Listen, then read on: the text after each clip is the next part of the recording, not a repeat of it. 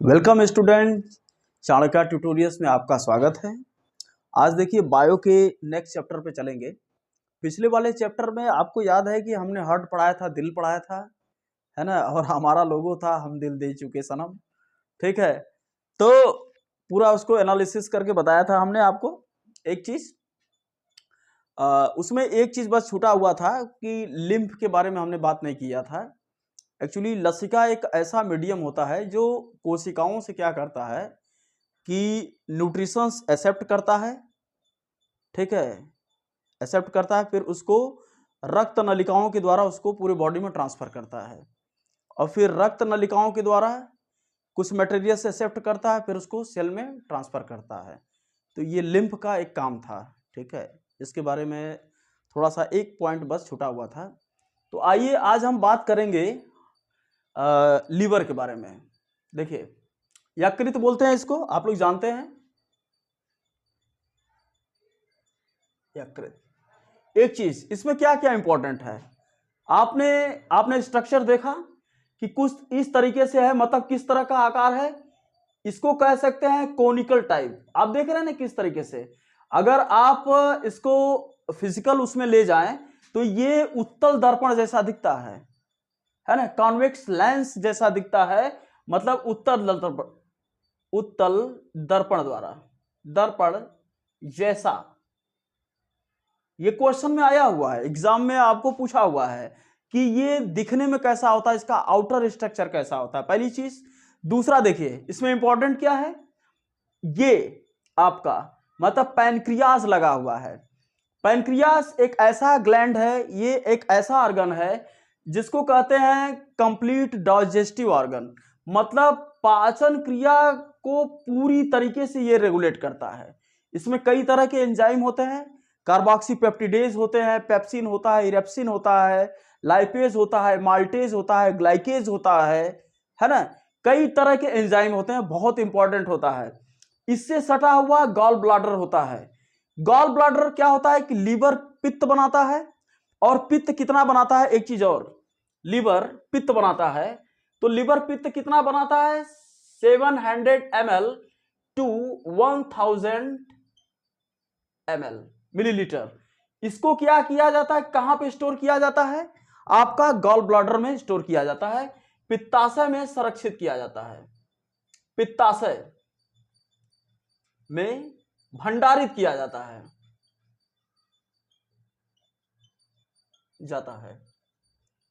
मतलब बनाता लीवर है बाइल जूस को। ठीक है, पित्ता, और इसको स्टोर कहां पे किया जाता है, पित्ताशय में। तो ये क्या है आपका बाइल जूस, मतलब पित्त रस, बाइल जूस। एक इंपॉर्टेंट चीज। दूसरा इंपॉर्टेंट चीज ये है कि फिर आपसे पूछा जाएगा कि इसका पीएच मान कितना होता है। देखिए इसका पीएच मान होता है 7.7।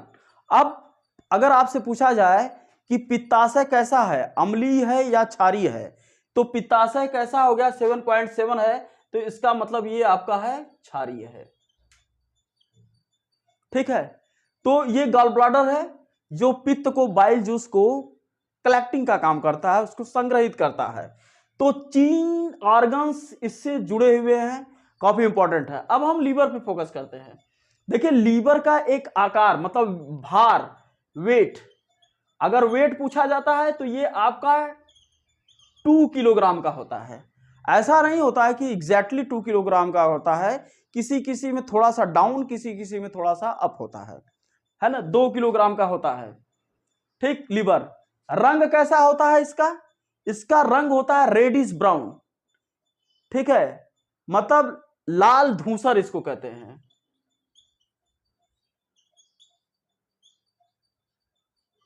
लाल धूसर। ठीक, एक चीज। अच्छा, ये बड़ा इंपॉर्टेंट ऑर्गन होता है, बहुत इंपॉर्टेंट। इंपॉर्टेंट मतलब अगर हम फंक्शन की बात करें, इसका फंक्शन, फंक्शन की बात करें तो ये कई काम करता है। पहला तो एक ये है कि ये कार्बोहाइड्रेट को फैट में कन्वर्ट करता है, मतलब कार्बोहाइड्रेट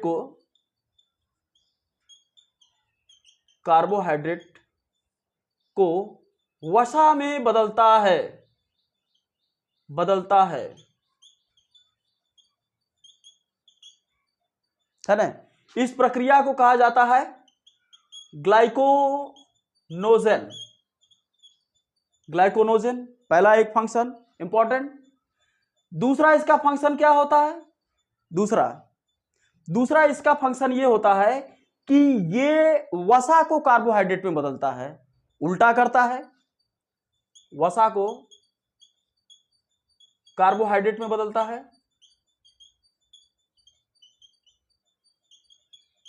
बदलना है कि नहीं इंपॉर्टेंट चीज।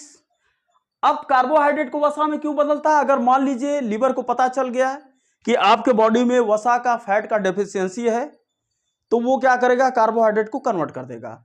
या फिर आप एक्सेस कार्बोहाइड्रेट इंटेक कर रहे हैं तो फिर उसको क्या करेगा, वसा में कन्वर्ट कर देगा। और जिस वसा फॉर्मेट में कन्वर्ट करेगा उसको बैड फैट कहते हैं, मतलब बुरा वसा।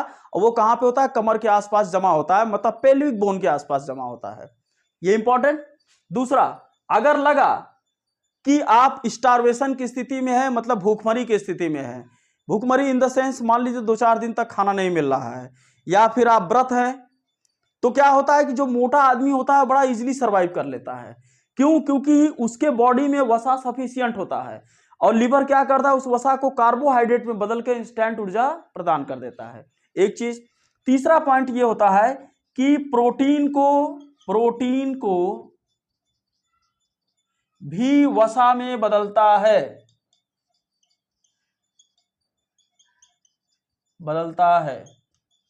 एक चीज ये भी इंपॉर्टेंट है, ठीक।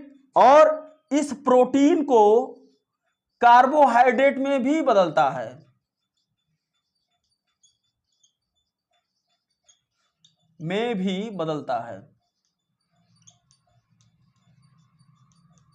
कार्बोहाइड्रेट में बदलना। इसका मतलब कार्बोहाइड्रेट में बदलने का मतलब यह है कि इसीलिए प्रोटीन को लॉन्ग टाइम एनर्जिकल प्रोवाइडिंग मटेरियल्स कहा जाता है, मतलब बहुत लंबे समय तक ऊर्जा प्रदान करता है।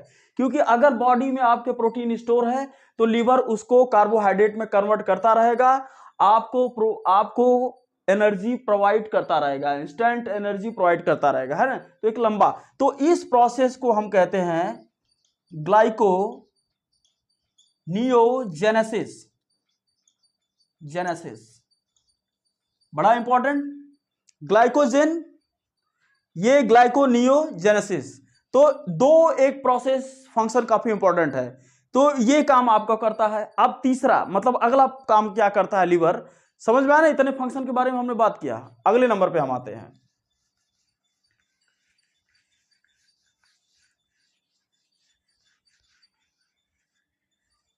देखिए, आप जानते हैं कि जो आरबीसी होता है, मतलब ह्यूमन बॉडी में पाए जाने वाला ये आरबीसी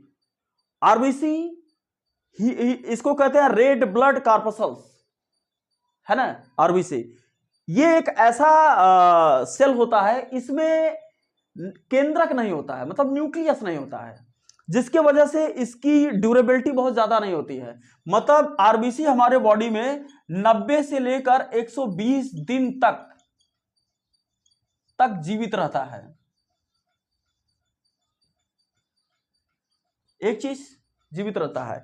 अब जीवित रहने के बाद कैसे, जब ये डेड होता है तो डेड होने के बाद क्या होता है कि आरबीसी जब टूटता है तो एक खास तरह का एलिमेंट बनता है जिसको कहा जाता है बिलिरुबिन।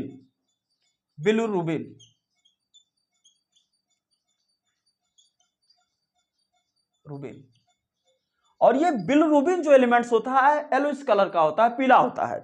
अगर इसकी बॉडी में ये बिलिरुबिन को क्या करता है, लीवर फिल्टर करके यूरिन के माध्यम से बाहर निकाल देता है। अगर मान लीजिए एक बॉडी में अगर ये लीवर, ठीक है, लीवर बिलिरुबिन को फिल्टर करना बंद कर दे तो क्या होगा कि बॉडी के अंदर बिलिरुबिन की मात्रा बहुत ज्यादा एक्सेस हो जाएगी, मतलब येलोइश पिगमेंट बहुत ज्यादा हो जाएगा। ज्यादा होने के बाद क्या होगा कि आपको पीलिया हो जाएगा, मतलब जॉन्डिस की समस्या आ जाएगी। तो एक सबसे बड़ा फंक्शन ये भी है इसका कि आरबीसी जब ब्रेक डाउन होता है तो बिलिरुबिन निकलता है, उस बिलिरुबिन को फिल्टर करने का काम हमारा लीवर करता है, ठीक है। एक चीज। अब अगले इंपॉर्टेंट फैक्ट पे हम आते हैं। देखिए, अगला फंक्शन हमारा जो है वो लीवर का ये है कि चूंकि हम लोग क्या है दैनिक जीवन में प्रोटीन एक तरीके से रेगुलरली इंटेक करते रहते हैं। कई बार कुछ लोग बहुत ज्यादा प्रोटीन इस्तेमाल करते हैं, एक सनक हो जाती है प्रोटीन को लेकर। कई बार कुछ लोग बैलेंस डाइट लेते हैं, तो किसी चीज का सनक नहीं होना चाहिए, है ना। तो सनक होना मतलब व्यक्ति आशिक हो गया तो मतलब फिर सीधे, है ना। तो एक चीज मतलब जब आप प्रोटीन लेते हैं तो प्रोटीन का क्या होता है, प्रोटीन का डाइजेशन होता है बाइल। तो प्रोटीन का डाइजेशन कौन करता है, आपका लीवर करता है प्रोटीन का। हालांकि प्राइमरी डाइजेशन जो स्टमक के द्वारा होता है, जिसमें आपका पेप्सिन हार्मोन जो है, सॉरी पेप्सिन एंजाइम जो है प्रोटीन का प्राइमरी डाइजेशन करता है, लेकिन कंप्लीट डाइजेशन आपका लीवर के द्वारा होता है। जब प्रोटीन को तोड़ा जाता है ना, प्रोटीन को जब तोड़ा जाता है तो बहुत सारी चीजें निकलती हैं। ये हम कह सकते हैं कि बाई या प्रोटीन के पाचन के दौरान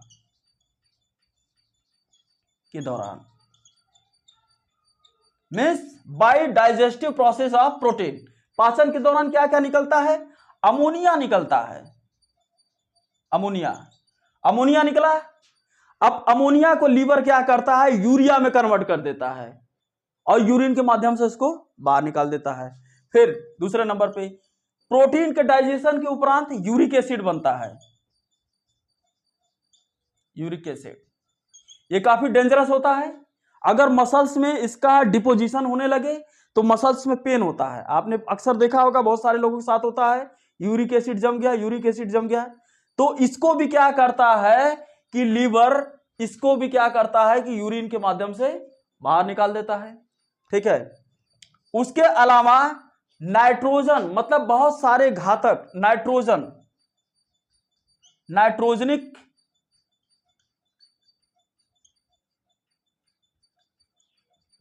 पदार्थ, इनको भी बाहर निकालने का काम करता है। किसके माध्यम से, यूरिन के माध्यम से, है ना। ये सबसे बड़ा आपका एक चीज है। तो प्रोटीन के पाचन में अमोनिया को बाहर निकालने का काम, यूरिक एसिड को बाहर निकालने का काम, है ना, नाइट्रोजनिक एलिमेंट्स, हजार्डियस एलिमेंट्स को बाहर निकालने का काम, सारा काम हमारा कौन करता है, लीवर करता है। ठीक है। एक चीज और, अब हम आपको एक बताते हैं, ये प्रोटीन प्यूट्रिफिकेशन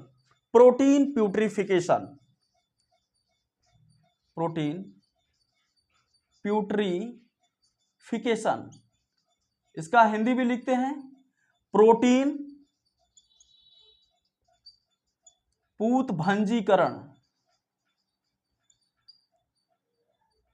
प्यूट्रिफिकेशन देख रहे हैं। तो इसमें क्या होता है कि बड़ी आंतों में कुछ प्रोटीन्स के एलिमेंट चले जाते हैं, तो बड़ी आंत क्या करता है, उस प्रोटीन एलिमेंट्स को रिटर्न कर देता है। रिटर्न किसको करता है, लीवर को करता है। लीवर उसको क्या करता है कि फिल्टर करके वापस उसको बॉडी के अंदर स्टोर कर देता है। तो मतलब प्रोटीन प्यूट्रिफिकेशन की प्रक्रिया में भी लीवर सहायक होता है ना, बड़ा इंपॉर्टेंट है। ठीक।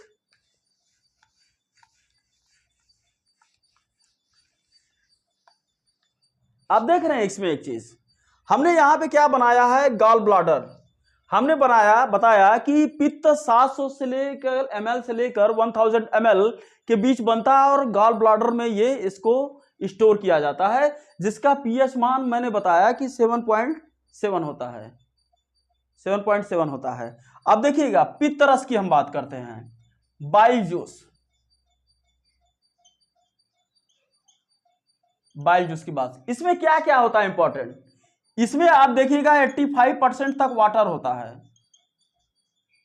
मतलब मैक्सिमम पानी होता है। फिर अगला क्या होता है, पीतवर्धक होता है ना, पीतवर्धक, yellow pigments.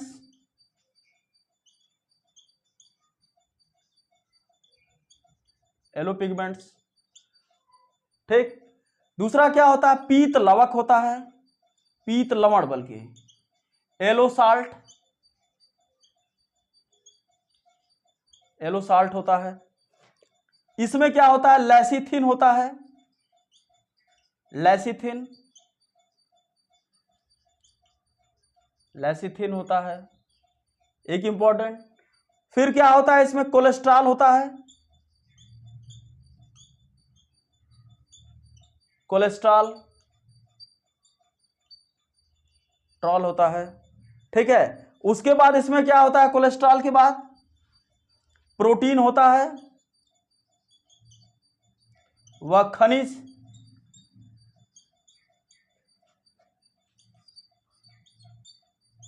Protein and minerals, minerals. देखिए इतनी सारी चीजों को हमने लाके रखा, ये बाइल जूस के कंपोनेंट है, ठीक है। आपका 0.7% ये होगा, 10% आपका ये होगा, बाकी सारे कंपोजिशन ओवरऑल, बाकी बचे हुए सारे कंपोजिशन, देखिए सबका काम होता है। वाटर आपको क्या करता है, बाइल जूस में वाटर क्या करता है, लिक्विडिटी प्रदान करता है, मतलब उसको लिक्विड फॉर्म में रखता है। पीत वाड़ा क्या होता है, येलो पिगमेंट्स, ये बाइल जूस के लिए सिग्निफिकेंट का काम करता है, इसको संकेत करता है कि अगर मान लीजिए येलो पिगमेंट्स बढ़ रहा है तो इसका मतलब बाइल जूस आपका क्या होता है, उसका फॉर्मेशन, उसका संरचना खराब हो रही है, दिक्कत हो रहा है, जिसके द्वारा जज किया जाता है। पीत लवण हमने यहां बताया, येलो साल्ट, ये इसको एल्कोहलिक फॉर्म में रखता है, मतलब क्षारा रखता है। हमने बताया कि बाइल जूस का पीएच मान कितना था, 7.7, तो ये कैसे होगा, येलो साल्ट के द्वारा। लेसिथिन क्या होता है, लेसिथिन एक ऐसा एलिमेंट्स होता है, यदि आप भोजन में बहुत ज्यादा तेल खा रहे हैं तो लेसिथिन उस तेल को ब्रेक डाउन करता है, तोड़ता है, तोड़ के फिर खत्म कर देता है ना। तो ये लेसिथिन का काम होता है, बड़ा इंपॉर्टेंट होता है। एक चीज और बताएं कि अगर जो व्यक्ति रेगुलर तेल युक्त भोजन खा रहे हैं, बकरा मुर्गा एकदम दबा के खा रहे हैं, है ना, मस्ती के साथ एंजॉय कर रहे हैं, तो होता क्या है कि गॉल ब्लैडर, मतलब लेसिथिन, मतलब लीवर क्या होगा, बाइल जूस बनाता रहेगा, बाइल जूस में लेसिथिन को भारी मात्रा में बनाता रहेगा, ताकि उस ऑयल सेगमेंट को तोड़ा जा सके, खत्म किया जा सके। लेकिन क्या होता है कि ये लेसिथिन फिर स्टोर होता रहेगा, गॉल ब्लैडर में होता रहेगा, तो एक समय आता है गॉल ब्लैडर के फंक्शन खराब हो जाते हैं, तो फिर आपके गॉल ब्लैडर पे कैंची चल जाती है और डॉक्टर कहता है कि भैया बहुत खा लिए बकरा, बहुत खा लिए मुर्गा, अब आपको 1 महीने में 1 बार खाना है ना।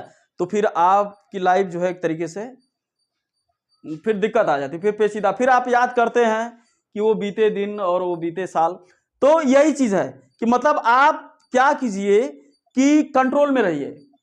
तो लेसिथिन है ना, लेसिथिन एक ऐसा एलिमेंट होता है जो ऑयल पार्टिकल को डिस्ट्रॉय करता है, तो बड़ा इंपॉर्टेंट है। कोलेस्ट्रॉल, कोलेस्ट्रॉल क्या होता है, ये एक प्रकार का फैट होता है, ठीक है, जो इसके बाइल जूस में एनर्जी बनाए रखता है, ऊर्जा प्रदान करता है, इसको एक्टिव करता है। प्रोटीन और खनिज भी आप समझ रहे हैं, ये सब भी इसके न्यूट्रिशन पार्ट होते हैं बाइल जूस के, ठीक है। तो ये एक तरीके से इंपॉर्टेंट होता है। तो लीवर का बहुत बड़ा एक काम होता है कि बाइल जूस को बनाना और गॉल ब्लैडर में उसको स्टोर करना और फिर कैसे काम करना है। चूंकि ये अल्कोहलिक फॉर्म में होता है तो ये फूड के बैक्टीरिया को भी मारने का काम करता है, ये भी इंपॉर्टेंट है लीवर का, ठीक है। तो आइए